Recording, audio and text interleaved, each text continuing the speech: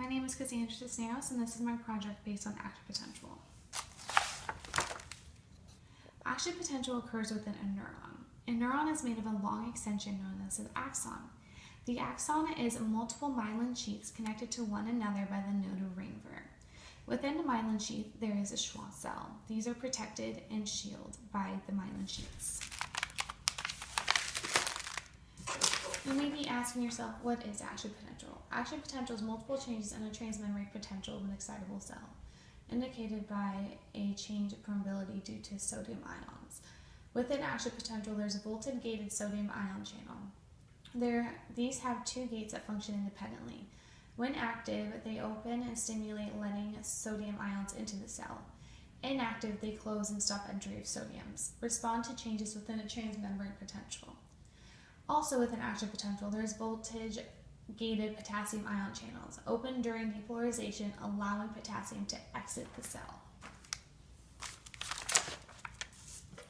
Also within action potential, there is length constant, also known as width of potential change within the axon.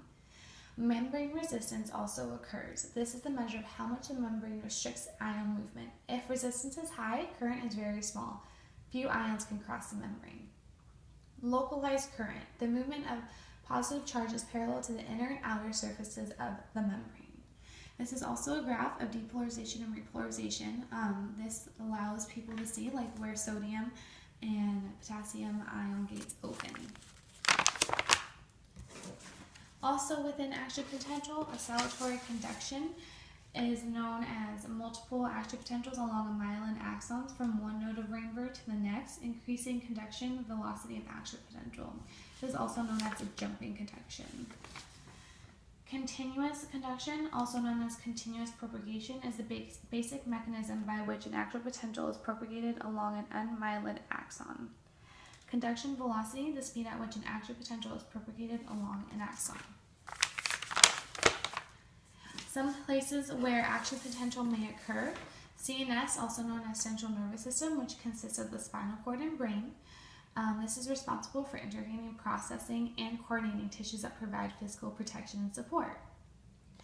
The old dendrocyte is maintain cellular organization within a gray matter, provide myelin sheaths, an area of white matter.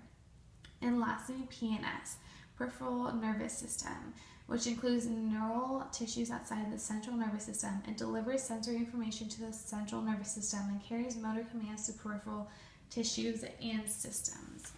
Well, this has been my project on action potential, and I hope that you gain something from this.